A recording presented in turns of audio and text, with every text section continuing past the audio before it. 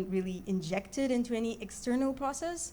I had no luck. I actually thought this was something novel by this group, but then I come across this other blog where they show Cozy Bear's Dropbox loader using the same technique, and coincidentally, they use the same decoy API name, so of all the API names that could be out there.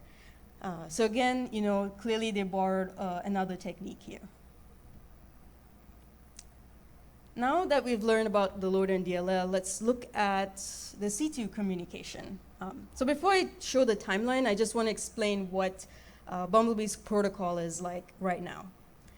So the malware uses secure WebSockets. The messages it creates for the server and receives from the server, they're in JSON format, and they are RC4 encrypted, the key of which is embedded in our unpacked DLL file.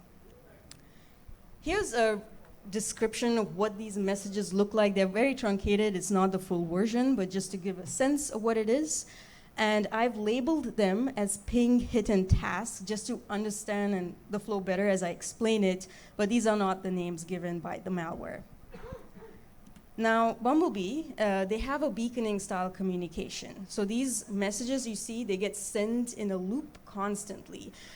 This is quite common in a lot of eCrime families. You see it also with BotBots and CACBots. And so the payload is not immediately delivered to the victim machine. It's delivered at an undetermined period of time. So that makes it harder for analysts like us to pull down any payload, and also makes it just harder for the victim to realize that they were infected. Now, so let's explain what these messages mean. So now the whole point of Bumblebee's ping request is to send across the bot's ID to the server, and in turn from the server, it will get a session ID. That session ID is used throughout the other request messages, and likely it's for the malware's back end to keep track of what messages get sent out. And finally, if there's any commands for the malware to execute, it'll arrive in the task type response message, and as you learn, task is the 3-lettered command, and along with any payload for the malware to execute. Now, what about the hit request here in the middle? That is where Alcazar comes into play. So Alcazar, as we learned from the first timeline, is this repo on GitHub, contains different techniques one can do for anti-analysis checks. Well, Bumblebee don't do those checks at the beginning of execution. Now, they will run those checks only when it receives the go-to from the server. That go-to is in the ping response. There's a Boolean field in there called hit. If the server sends the hit value is true, it will run these checks, and then it will send the results of those checks in this really long JSON message. Contains different Boolean fields across to the server. And accordingly, the server will drop the connection if it thinks if it's running in a VM or any anti-analysis artifacts.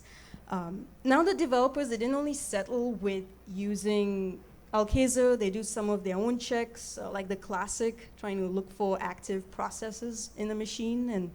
And this one in particular, this field here called binary DB.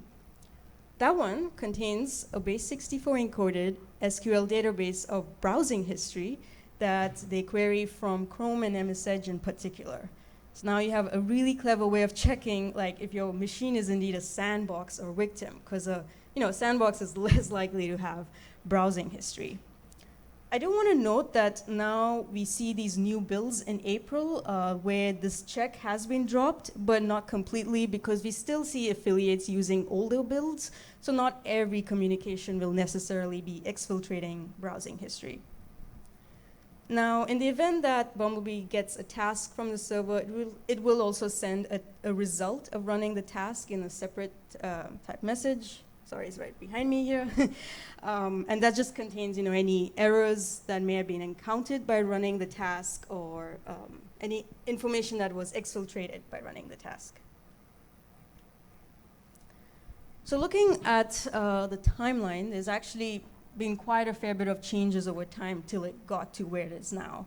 It's a bit harder to follow. So I found that just by grouping it on these certain properties here, again, right behind me, it makes it a bit more easier to follow. So let's go from the beginning at the start. So when Bumblebee first started, they used actually an HTTPS protocol. And of course, its infamous user agent string Bumblebee. Now the messages that was sent across, it was only the task message, so not the ping and the hit that we saw in the previous slide. The client version number was 1, of course, first iteration. And the endpoint string that I made a request to was called gate. Now by mid-April, they decided to randomize the user agent pattern. And this was also the time you started seeing more public blogs coming out about Bumblebee. And Bumblebee was a bit too obvious of a user agent name. But that was clearly short-lived because in early May, they decided to switch it up. So they randomized the user agent. They started encrypting the task message, and we see RC4 keys come in play. The endpoint string, it changed from gate to gate S. S may be their way of saying secure, no idea. And then, okay, so now the next stage. So a month after they came from their first break, they switched the protocol. This is now where they started using WebSockets. And we also see the introduction of the ping type message. The endpoint string, it changed from gate S to gate W, and the client version number was 2. And now where we are at, and something they've introduced after their second break is, we see the 3 messages. The only difference is the user agent string is this hard-coded value here, the bottom of the slide. It's not randomized anymore.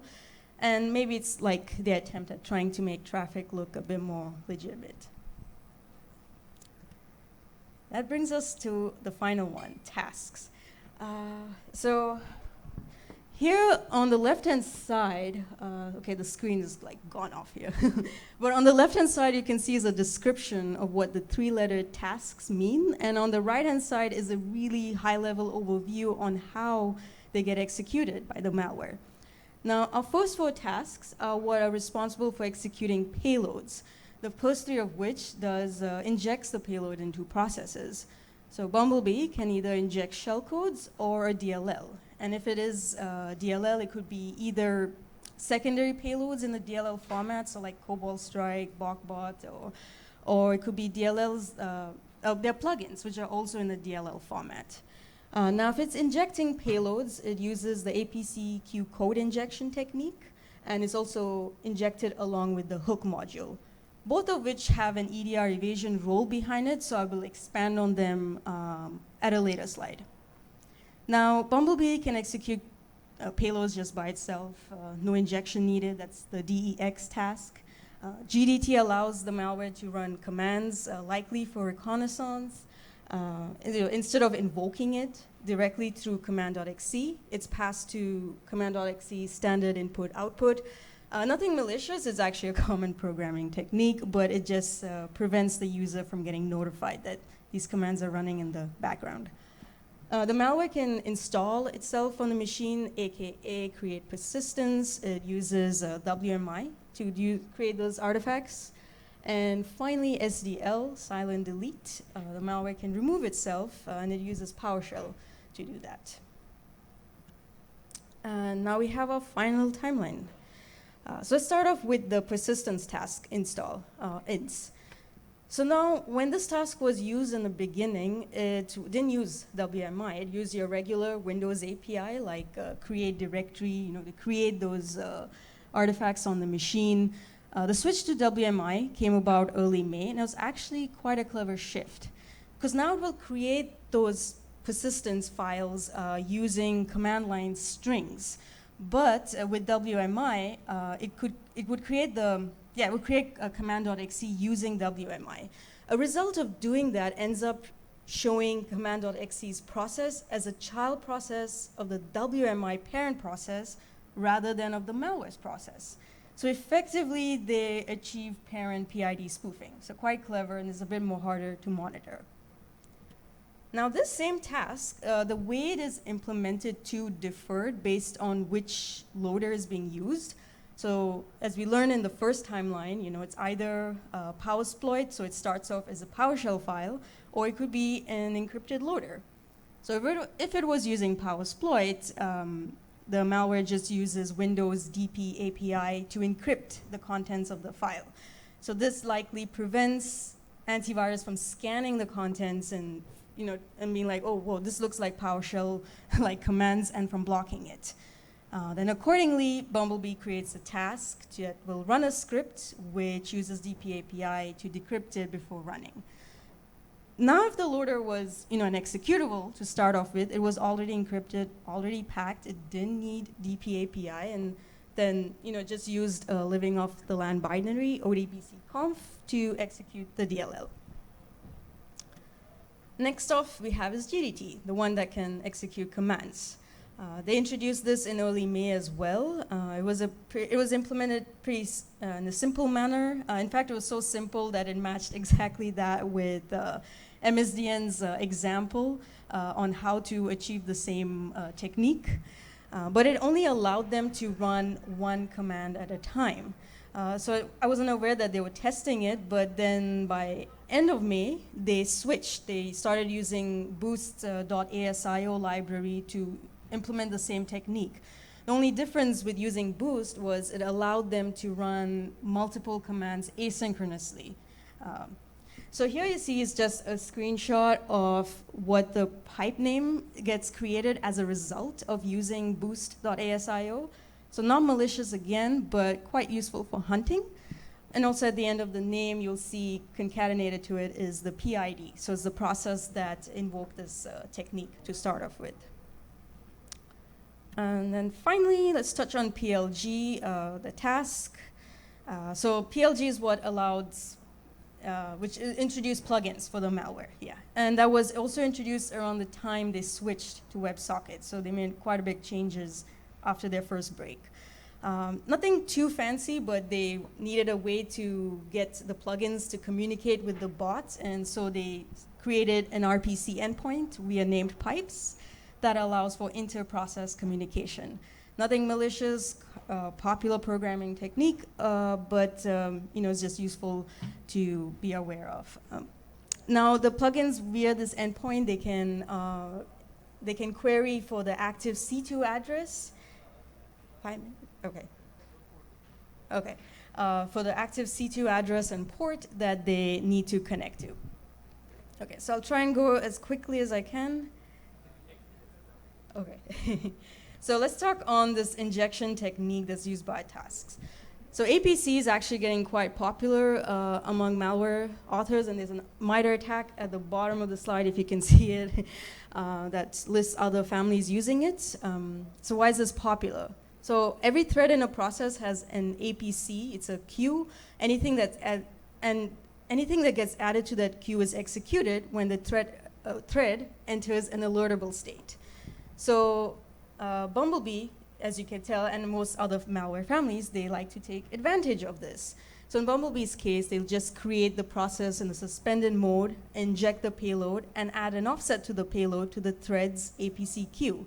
So then as the process is resumed, it ends up executing the code. And also they modify the entry point of the process by adding instructions that call sleepx in a loop, because sleepx helps to set the thread into that state, into the alertable state. And in addition, these processes are created with WMI, and as we've learned, achieves parent PID spoofing. Next off is the hook module that's injected along with the DLLs.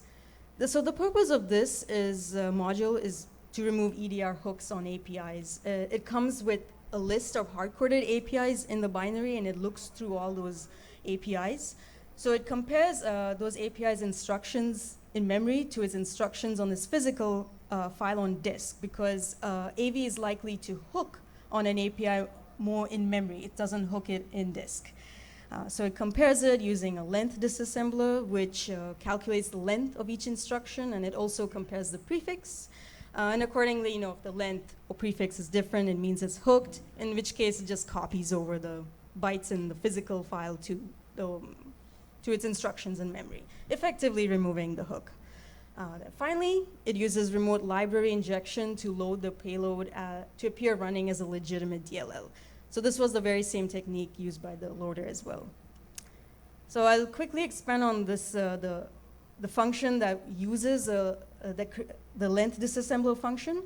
It borrows a lot from this open source library called libsplice. I just wanted to point out it's quite popular among other families that have been seen.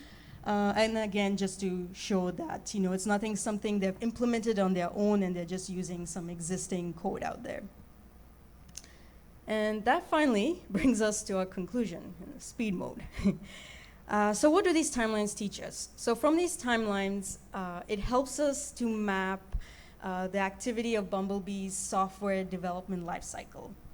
So clearly, the developers, they have an agile methodology with how they go about building this malware. We see that right off from the beginning, especially that period in the start, 31st Jan until 31st March 2022. That was the first release of our malware. It was quite simple. It didn't have the loader, it wasn't encrypted and packed. And this, in agile terms, would be called an MVP, which is a minimal viable product. And that's where they're testing out. You'll also see this in a lot of forums, underground forums, when authors are trying to sell their malware product. They have some beta version or an MVP version. And it's kind of hilarious. It's kind of like they're crowdfunding for getting their malware project off the ground. But not to say that we saw the same activity with Bumblebee, but just by observing the builds over time, you can see this, imagine what that's like. And it's also clear because the second phase of their release was what introduced EDR evasion.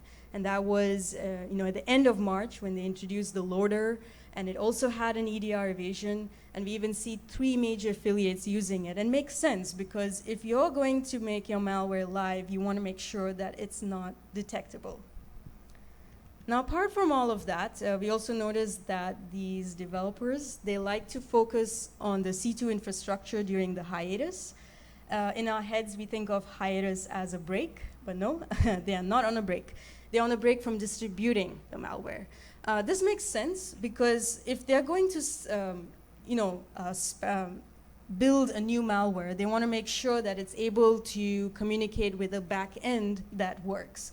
And so it makes sense why they're going on a break. And I believe right now they're probably on their 3rd break because I haven't seen much activity. The developers too, they seem to step out of the norm with how they've gone building out this malware. We don't see the use of API hashing or string obfuscation. That's actually quite common. Now, that might likely be the result of how they're using EDR evasion. So as we saw with the loader and with our DLL, it spoofs the EDR's call stack and makes it appear that our malware is running as a DLL or as an API. So if your antivirus doesn't think that that memory space is malicious because it thinks it's a DLL or API, it's less likely to scan it, and then YAR rules at this point would be quite useless. And then finally, they clearly have some mature dev practices on how they go about doing things, especially the fact that they're using Boost. Boost, it's open source, but it's very popular in the C++ community, but it's not commonly seen in malware and used for building malware. There are a few out there, but not common. You don't even see them used in game cheats, and you can guess why. It's quite big in size and quite bulky. But the fact that this is mature is because they're clearly familiar with something that is quite common for a community, and they use it. They communicate with the C2 and with in the GDT task command. And also the fact that they're using the open source library libsplice that's quite common in splicing. It's been around for almost a decade. And it makes sense. Like if you're going to modify an API in memory, you better know what you're doing. So might as well use something that works and is quite capable to achieve the task. So yeah, that's about it. Hope you all enjoyed, and I look forward to questions during the panel. Thank you.